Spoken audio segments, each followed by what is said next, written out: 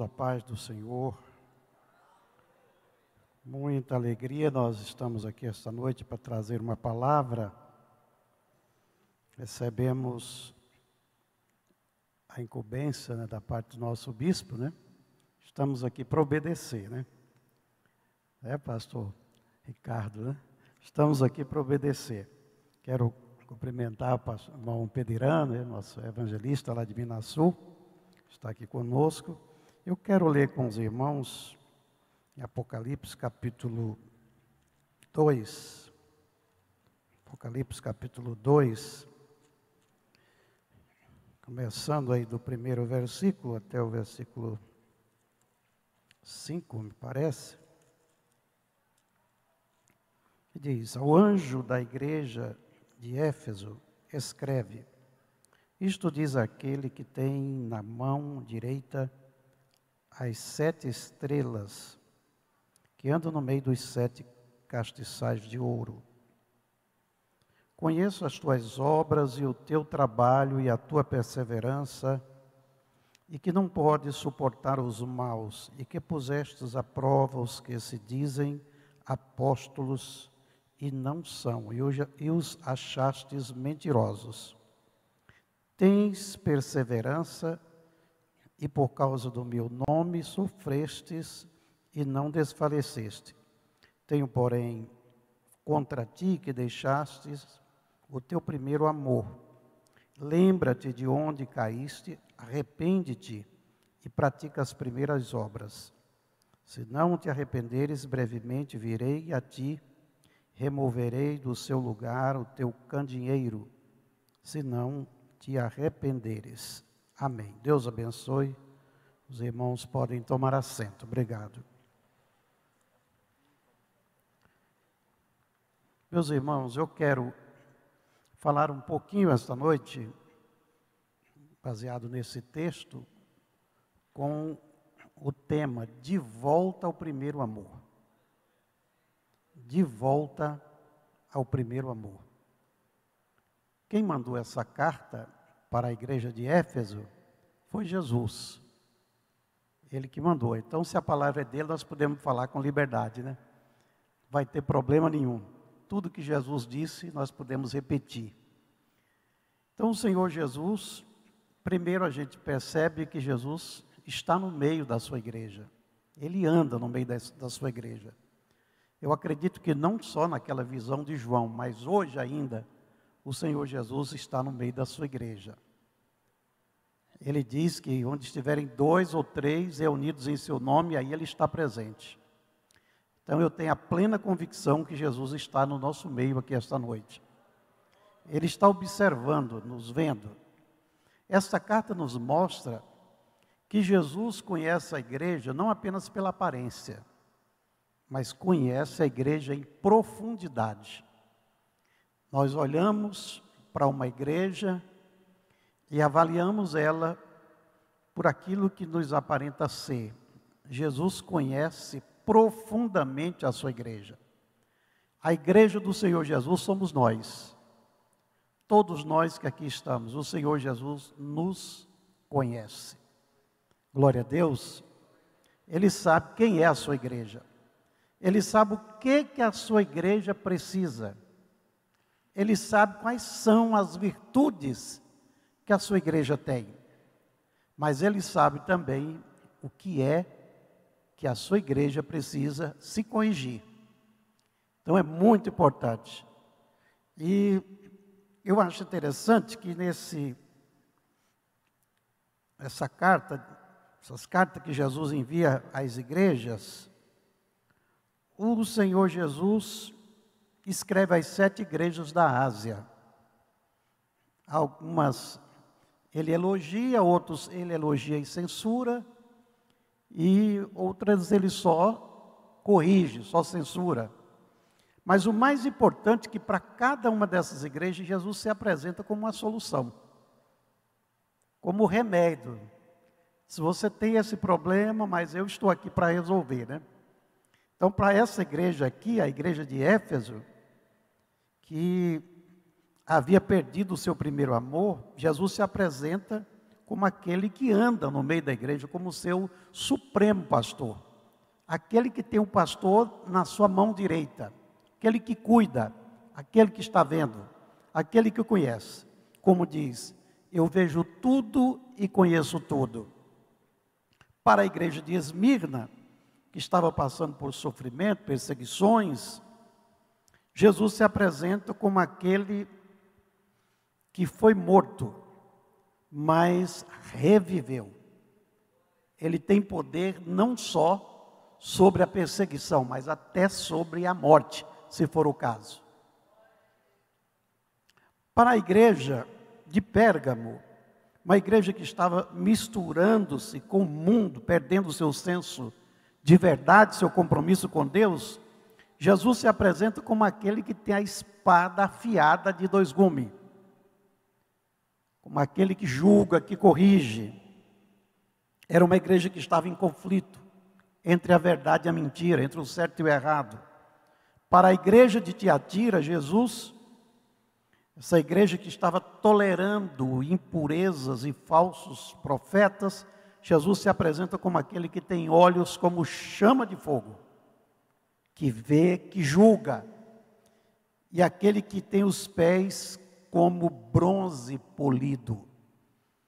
Para a igreja de Sardes, que tinha fama de igreja viva, mas estava morta, Jesus se revela como aquele que tem os 7 Espíritos de Deus, a plenitude do único que pode dar vida, aquele que pode restaurar de verdade, aquele que já morreu espiritualmente. Para a igreja de Filadélfia, uma igreja fiel, uma igreja que estava disposta a ser fiel até a morte, Jesus se apresenta como aquele que tem a chave de Davi, dizendo para aquela igreja que diante dela sempre teria uma porta aberta.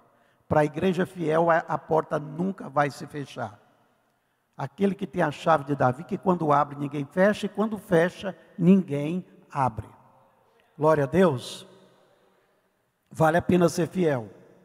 Para a igreja de Laodiceia, uma igreja que havia perdido o fervor espiritual, uma igreja morna, acomodada, Jesus se apresenta como uma igreja fiel e verdadeira. Voltando aqui à igreja de Éfeso, Jesus fala para essa igreja: eu conheço as tuas obras. Ele conhece as minhas e as suas obras, as nossas obras. Ele conhece profundamente as nossas obras. Ele disse: eu conheço as tuas obras. E ele não é infiel para se esquecer das nossas obras. A Bíblia diz que quando nós morrermos, nós vamos descansar dos nossos trabalhos, mas as nossas obras nos acompanharão. Amém? Conheço as tuas obras. E mais, uma igreja que tinha discernimento espiritual, que não aceitava os falsos apóstolos, que rejeitava as falsas doutrinas. Lá tinha os nicolaítas, que de uma certa forma adulteravam o ensinamento cristão, que era favorável à poligamia, que era favorável a todo tipo de mudanças doutrinárias, que facilitava para as pessoas. Uma igreja que tinha discernimento espiritual, que colocava à prova os maus. Uma igreja que trabalhava incansavelmente. Tem uma versão que o Senhor Jesus fala: eu conheço o teu labor. Labor aqui significa um trabalho até a exaustão. Conheço o teu labor, e que sofrestes, e tem paciência, e trabalhaste pelo meu nome, e não cansaste. Essa igreja tinha virtudes. Essa igreja tinha algo importantíssimo que qualquer igreja gostaria de ter. Mas o Senhor Jesus faz uma colocação: tenho contra ti uma coisa, que vocês deixaram o primeiro amor. O primeiro amor é aquele momento que nós nos encontramos com Jesus, entregamos nossa vida a Cristo e devotamos a Ele todo o nosso ser, e amamos a Ele como está lá em Mateus 22, de todo o coração, com toda a alma, com todo o entendimento, com todas as forças. No primeiro amor nós dedicamos nossa vida ao Senhor de corpo e alma. Diz que o primeiro amor cristão é igual ao primeiro amor conjugal, é igual à lua de mel do casal, né? É o período que está no auge do amor. Eu já li um livro que diz que o casamento tem 4 fases, né? A primeira fase é a fase da atração, é o período do namoro. A segunda é a da realização, é do casamento. A terceira é da decepção, é quando o casal descobre que não tem ninguém perfeito. Porque quando está namorando, a impressão que o namorado e a namorada passa é que ele não tem defeitos, né? Depois que casa, descobre que tem. Descobre que tem defeitos, que as pessoas não são perfeitas. Fase da decepção. Pensei que você era perfeito. Não sabia que você tinha esses defeitos. Mas aí vem a quarta fase, a da aceitação. O casamento é um jugo, né? Depois que você se atrela nesse jugo, aí que você não se liberta dele, aí vem a fase da aceitação. Eu te aceito como você é, e você aceita como eu sou, e vamos andar junto, até que a morte nos separe. O nosso encontro com Jesus também acontece a mesma coisa. Essa fase da atração, quando você vem para Jesus, você vem naquela alegria, naquele fervor inicial, coração aberto, e muita gente diz para você que vai ser só bênção, que vai dar tudo certo, que ser crente é só alegria, que ser crente é só vitória. Você vindo para a igreja, seus problemas acabaram todos, e você agora vai voar livre, você agora é uma pessoa liberta, e você agora tem autoridade sobre o poder do mal, e Deus vai te abrir as portas, e você vai ser bem-aventurado, e tudo vai dar certo, e você vem com essa concepção. Só que Jesus já avisou, ele diz, quem quiser vir após mim, renuncie a si mesmo, toma a sua cruz, e siga-me. Ele está dizendo, não tem moleza, não tem moleza, tem um preço, tem uma cruz para carregar. A cruz é todo o sofrimento que nós nos submetemos por amor a Cristo. Está difícil? Tá, mas eu amo a Jesus e vou continuar andando com Ele assim mesmo. A prova está dura, as coisas estão complicadas. Aí a gente fala como Pedro, Senhor, só Tu tens palavra de vida eterna. Se eu te deixar, vou para onde? Qual é a opção que eu tenho? Qual é o outro caminho? Quem é que tem o que o Senhor tem? Quem é que faz o que o Senhor faz? Ninguém, só o Senhor é Deus.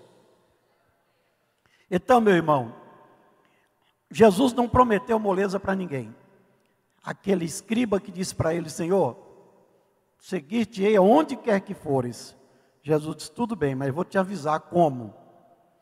As raposas têm covis, as aves do céu têm ninho, e o filho do homem não tem onde reclinar a cabeça. Se quiser, vem. Desapareceu, né? O mancebo de qualidade, Senhor, eu quero te seguir, só quero saber o que eu devo fazer para ser salvo. Jesus, tudo bem, eu vou falar o que está te impedindo de ser salvo. Vende o que tu tens, segue-me e tu terás um tesouro no céu. Mesmo com essa promessa, ele se retirou triste. Então muita gente vem para Jesus com uma concepção de que tudo aqui vai ser um mar de rosas. Aí quando vem as dificuldades, os problemas, vem a fase da decepção. Tem muitos crentes decepcionados. Mas por que eu sirvo a Jesus e adoeço? Por que eu sou crente e estou enfermo e Jesus não me curou? Por que eu sou crente e a minha renda não é suficiente? Deus nunca abriu uma porta para mim para resolver o meu problema. Por que eu sou crente e tem tanta dificuldade? Meu irmão, sem Jesus seria pior. Se com Jesus está difícil, sem Ele será pior. Porque o problema que eu tenho, que você tem, todo mundo lá fora tem. Todo mundo lá fora tem. A única diferença é que nós temos Jesus, temos a quem recorrer. Eu vi de uma comparação que diz que quem não tem Jesus é como alguém que salta do avião sem paraquedas. A certeza é que vai cair lá e vai morrer. Está caminhando para um abismo. Quem tem Jesus é como quem salta, mas tem um paraquedas. Depois que você salta, você abre o paraquedas e está parado. Jesus é o nosso paraquedas. Na hora certa, Ele não nos deixa perecer. Mas aí, meu irmão, o primeiro amor é esse momento especial.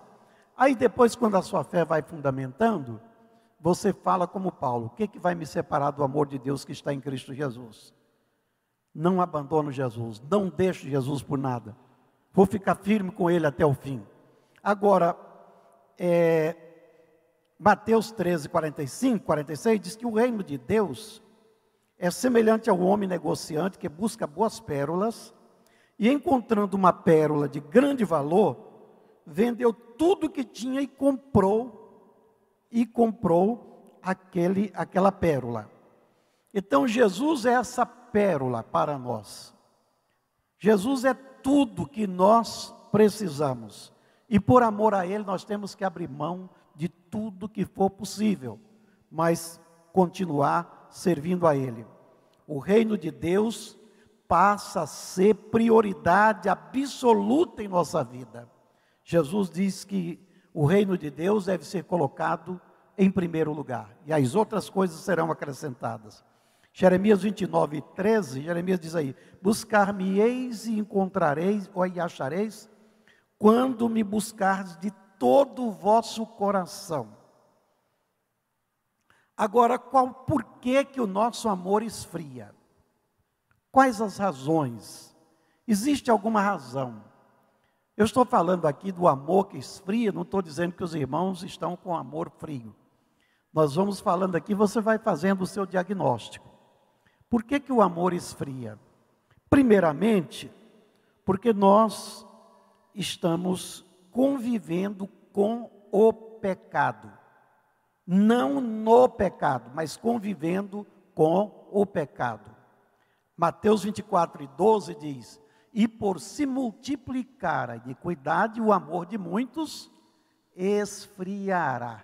Então o pecado está na televisão, o pecado está em toda parte. Hoje você liga a televisão, só passa violência, crime, morte. Aquilo que você não via antes, você está vendo hoje. Violência. Nós estamos convivendo com o pecado, coisas que nos afetam emocionalmente, afeta espiritualmente. Então nós estamos convivendo, o justo sofre, porque nós estamos no corpo do pecado. Então, em segundo lugar, o amor esfria, porque a nossa fé tornou-se superficial. Superficial como? Quando nós deixamos de ler a Bíblia, de orar, de nos aprofundar na palavra, a nossa fé vai se tornando superficial. Jesus diz que aquele que ouve a palavra e guarda é como alguém que edifica a sua casa na rocha. Não é fácil. Quem edifica na rocha gasta mais. Quem edifica na rocha trabalha mais. Mas a Bíblia diz: vindo chuva, vento, tempestade, combate, essa casa não cai. Agora, aquele que ouve a palavra, mas não guarda, não dá o valor, o devido valor que ela tem, é como alguém que edifica a sua casa na areia. O mesmo rio, a mesma tempestade que combateu a casa, que não caiu, combate essa casa e ela cai. A Bíblia diz: e grande é a sua queda.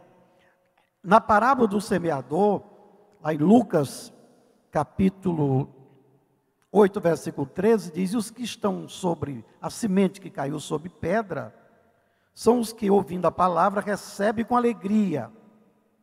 Mas como não tem raiz profunda, apenas creem, e algum tempo depois, vindo a tentação, se desviam.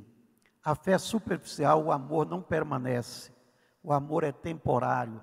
Quantas vezes você já viu um novo convertido que chora na igreja, que recebe batismo com o Espírito Santo, que fala em línguas o culto todo, que glorifica, aquela coisa, aquele fervor, daqui a pouco ele não está mais na igreja. E quando você vê um outro irmão caladinho, que não dá glória nenhuma na igreja, mas está ali 10 anos, 15 anos, 20 anos, 30 anos, 40 anos, porque a fé dele está arraigado na palavra de Deus. ele não é crente pelo que sente, mas pelo que crê. Ele não depende de emoção, ele depende da fé do Deus que ele conhece, que ele confia. Amém, irmãos? É muito bom ser um crente fervoroso, abençoado, mas que tenha fundamento bíblico, que permaneça firme. Eu não tinha fé de receber batismo com o Espírito Santo, as pessoas orando por mim. Quanto mais barulho, mais eu esfriava. Disse, meu Deus, como é que eu vou receber? Não consigo receber desse jeito. Eu viajei longe, onde tinha um pastor que orava, e disse que onde ele colocava a mão, o fogo caía. Mais de 100 pessoas receberam o batismo, e eu voltei pior. Disse, meu Deus, o que está acontecendo comigo? Mas, irmão, a Bíblia diz, bem-aventurado quem tem fome e sede de justiça, porque será farto. Eu comecei uma campanha, disse, eu vou fazer uma campanha. Já que eu não tenho fé de receber os outros orando por mim, eu vou pagar o meu preço, eu vou fazer a minha campanha. Comecei uma campanha que durou 6 anos. Eu pedia batismo na hora do café, do almoço e da janta. Qualquer hora eu pedia ao Senhor que me batizasse com o Espírito Santo. O tempo passou. Numa terça-feira como essa, um culto igualzinho a esse aqui, não tinha nada diferente. Quando nos ajoelhamos para esse momento de oração, eu me descobri falando em línguas estranhas. E eu tentei parar, eu disse, mas eu não sou batizado, como é que eu estou falando em línguas estranhas? Mas não parei mais até hoje. Não parei mais até hoje. Aí quando eu sinto que o amor está esfriando, eu tenho que soprar cinza. Eu tenho que banar as brasas do avivamento.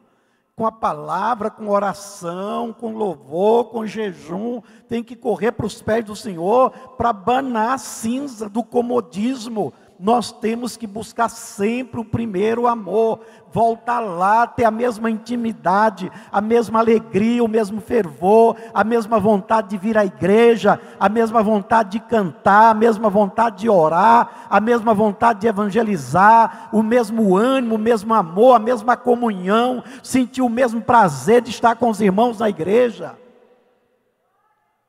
Do primeiro amor, irmãos, diz que tudo nosso é de Deus. Quando o primeiro amor esfria, aí inverte. Aí nós queremos tudo de Deus e Deus não tem mais nada de nós. Você já viu uma geração de crentes que eles querem tudo de Deus, mas marca o ar livre para ver se ele vai. Não vai. Convida ele para fazer a obra, ele não quer. Mas ele quer a bênção toda semana, todo dia ele quer a bênção de Deus. Está errado? Não está. Mas quando nós estamos no primeiro amor, nós fazemos como Jesus disse, Senhor, tudo que é meu é teu. Aliás, tudo que é teu é meu, mas tudo que é meu também é teu. Isso é o primeiro amor. Nós temos tudo de Deus, mas Deus tem tudo de nós também. Amém, meus irmãos? Agora, irmãos, o amor esfria quando nós mudamos o foco. Quando nós trocamos, achamos alguma coisa que é mais interessante do que a nossa fé, do que a nossa comunhão com Deus. Em regra geral, a gente muda o foco. A Bíblia diz aí, em Lucas 8 e 7, que a semente que caiu entre espinhos, crescendo ela com os espinhos sufocaram-na. E aí, na interpretação, Jesus diz que essa semente que caiu entre espinhos é aquele que ouve a palavra, mas os cuidados desta vida sufocam-no. Nós vivemos uma época que nós não temos tempo para visitar parentes, para visitar amigos. Nosso tempo não sobra, o dia é pequeno. Se você não tomar cuidado, você não tem tempo para orar, você não tem tempo para ler a Bíblia. E eu pergunto, o que você está fazendo? Eu estou cuidando das minhas obrigações. E eu quero lhe dizer uma coisa, irmão. Um dia todos nós vamos morrer. E tudo isso vai ficar aí. Salomão disse, uma coisa que eu vi que parece uma loucura. É o homem que trabalha, amontou a riqueza, morre e não sabe para quem vai ficar. Salomão disse, isso é uma loucura. A palavra de Deus não condena uma pessoa possuir bens materiais. A palavra de Deus condena o amor ao dinheiro. ao amor, ao apego às coisas materiais. E aí Jesus diz que ninguém pode servir a dois senhores. A riqueza passa a ser, na nossa vida, algo tão predominante que exige de nós todo o tempo, toda a nossa atenção, que deveria ser dado para Deus, ela toma. Se nós não tivermos cuidado, o nosso tempo para Deus acaba. E aí, meus irmãos, nós temos que saber discernir. Paulo diz que todo mundo pode ser rico, inclusive em boas obras. Usa o que tem para se enriquecer em boas obras. A Bíblia diz lá no Salmo que Deus ama a prosperidade dos seus santos. Você acha que Deus fica triste de nos ver abençoado e próspero? De modo nenhum. A Bíblia diz que Deus ama a prosperidade dos seus servos. Mas também tem uma palavra que diz: se as tuas riquezas aumentarem, não ponha nelas o coração. Entendeu onde é que está o segredo? Se aumentar a tua riqueza, não ponha nela o coração, apesar de que Deus ama a sua prosperidade. Tudo que nós temos que saber discernir é não deixar que essas coisas roubem o tempo que pertence a Deus. Que Deus seja sempre prioridade na nossa vida. Deus esteja em primeiro lugar na nossa vida. Que possamos amar o Senhor predominantemente, acima de tudo. Jesus diz: quem ama mais casa, fazenda, pai, irmão, irmã, propriedade, tudo mais do que a mim, não é digno de mim. Significa que nós nunca podemos perder o foco, que Jesus na nossa vida é prioridade. O reino de Deus é prioridade. As coisas de Deus em primeiro lugar. E as demais coisas nos serão acrescentadas. Eu ouvi um pregador uma vez dizendo: cuide do reino de Deus e Deus cuidará do seu reino. Quando nós cuidamos do reino de Deus, Deus cuida das nossas necessidades. Essa mudança de foco, irmãos, significa tirar os olhos do que é eterno. Tirar os olhos do que é invisível. Paulo diz que o que é visível aqui é perecível. Nós temos que pensar nas coisas que são de cima. E nós temos que estar sempre ligado com as coisas que são de cima. Outro fator é a negligência espiritual. Às vezes não é nada material que nos impede, mas um pouquinho de negligência. Aí Paulo vem e corrige. Romanos 12, 11, ele diz: não sejais vagarosos no cuidado, sede fervorosos no espírito, servindo ao Senhor. Não sejais vagarosos no cuidado, sede fervorosos no espírito, servindo ao Senhor. Eu gosto muito do Salmo 100. O Salmo 100 diz: servi o Senhor com alegria. Significa que quando você vai dar a oferta, merece dar um glória a Deus. Quando você vai cantar, cante com alegria. Quando você for ler a palavra, fale com entusiasmo, com alegria. A Bíblia diz que nós devemos servir ao Senhor com alegria. Entrai diante dele com cântico. Já entre nos átrios do Senhor adorando, glorificando. Porque foi ele, não nós, que nos fez povo seu e ovelhas do seu pastoreio. Foi ele que nos colocou aqui. Ele que nos trouxe. Ele que nos chamou. Ele que está nos dando condição de permanecer aqui. Agora, o que nós devemos fazer? Se nós perdemos o primeiro amor, qual deve ser os passos para recuperar, para voltar a esse primeiro amor? Primeiro, a palavra de Deus diz aí: lembra-te. Se eu fosse falar aqui com os irmãos, vocês têm tantas lembranças boas, né? Tantas lembranças boas, eu tenho muitas lembranças boas.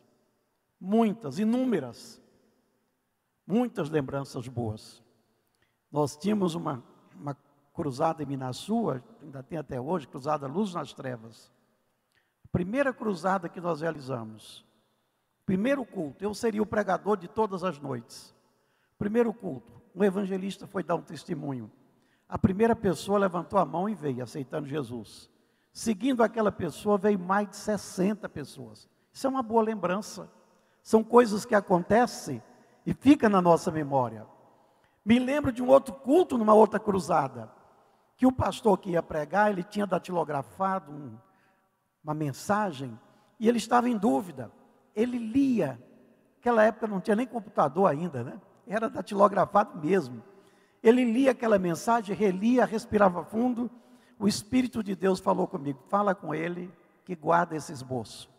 Aí eu falei para ele, pastor, guarda esse esboço. Deus não quer que você pregue essa mensagem. Isso, mas eu vou falar o quê? Foi o que eu preparei. Você guarda essa mensagem. Ele levantou, sem saber o que ia falar. Praça pública, multidão. Ele começou a falar e ele falou, irmão, quem não é batizado com o Espírito Santo aqui? Convidou a ver aquela multidão. Mais de 50 pessoas receberam o batismo com o Espírito Santo. Quando fez o apelo, mais de 80 pessoas aceitou Jesus. São boas lembranças. Eu sei que você tem boas lembranças. Lembrança do tempo que você orava muito. Lembrança de vigílias. Lembrança de coisas extraordinárias que Deus fez. Eu fiz uma campanha de oração quando eu era líder de jovem, começando o meu trabalho. E no término daquela campanha de oração, eu tinha uma reunião de jovens no sábado. E eu comecei a falar naquela reunião de jovens. À medida que eu fui falando, Jesus foi batizando com o Espírito Santo. 35 jovens receberam o batismo com o Espírito Santo, sem eu impor a mão em ninguém. Aí o que a Bíblia diz? Lembra das obras, tuas primeiras obras. Lembra de como você começou na sua vida de fé, o tanto que você orava, como você jejuava, como você vinha à casa de Deus, como era o seu fervor, como era o seu comportamento cristão, como era o seu zelo espiritual, como você amava Jesus, como deu resultado, tudo que você fez lá no passado. O segundo passo é, arrepende-te. Se você fez coisas boas do passado e deixou de fazer, arrependa. Arrependa. Existe o pecado de comissão, é aqueles que são cometidos, mas existe o pecado de omissão. Aqui a Bíblia está falando que nós, naturalmente, estamos cometendo um pecado de omissão. Quem sabe fazer o bem não faz, comete pecado. Então, primeiro, lembra-te. Segundo, arrepende-te. Terceiro, volta a praticar as primeiras obras. Você já orou mais do que ora hoje? Então volte a fazer o que você fazia. Evangelizou mais do que está evangelizando agora? Volte a fazer o que fazia. Contribuiu regularmente mais do que está fazendo agora? Volte a fazer o que você fazia. Deus te usava, você orava com enfermos, Jesus curava. O que você fazia de bom e deixou de fazer? Volte a fazer de novo. E o primeiro amor vai reacender. Eu não estou dizendo que os irmãos não amam a Deus. Essa não é a palavra. E não é isso também que Jesus está querendo dizer aqui. O que o Senhor Jesus está corrigindo aqui é o seguinte: volte a amar a Deus com intensidade, como você amava antes. É o amor predominante. Volte a amar com intensidade. Se você perdeu essa capacidade de amar com intensidade, volte a amar com intensidade. E você vai ver o quanto a vida espiritual vai melhorar. O quanto ela se tornará mais produtiva. O quanto Deus vai te abençoar mais. Eu luto muito para não perder esse primeiro amor. Principalmente quem prega, quem ministra. Nós estamos sempre precisando de renovação, né, pastor Ricardo? Sempre precisando de renovação. Diz que o poder que a gente recebe, você perde de duas formas. Um é pelo exercício do trabalho. O outro é pelas falhas cometidas, né? Quem não comete falhas? Quem não falha no dia a dia? Aí o desgaste vem, é preciso buscar renovação. É preciso correr para os pés do Senhor. E eu termino aqui deixando o conselho do apóstolo São Tiago. Chegai-vos a Deus, e Ele se chegará a vós. Chorai, lamentai, buscai o Senhor, humilhai-vos debaixo da mão do Senhor, e Ele vos exaltará. Nós temos que ter sempre um caminho de volta. O caminho para a busca intensiva, o caminho para orar mais, para servir mais com alegria. Amém? Você entendeu essa mensagem? Você creu nessa mensagem? Então guarde no seu coração, que Deus vai te abençoar ricamente. Levante sua mão onde você está. Senhor, nós somos teus servos, estamos na tua casa. Estamos, Senhor, uma vida inteira te servindo e queremos te servir cada vez melhor. Queremos ser instrumentos da tua vontade. Queremos que o Senhor acenda em nosso coração a chama do primeiro amor. Que essa chama não se apague. Que cada dia nós tenhamos disposição e vontade de te servir melhor. Que possamos ser instrumentos da tua vontade. Que possamos ser úteis na tua obra. Abençoa a tua igreja, teu povo que veio à tua casa. Aqueles que também não puderam vir. Mas que o Senhor esteja abençoando de forma extraordinária a cada um dos teus filhos. No nome de Jesus, agradecemos. Deus abençoe, meus irmãos. Deus abençoe.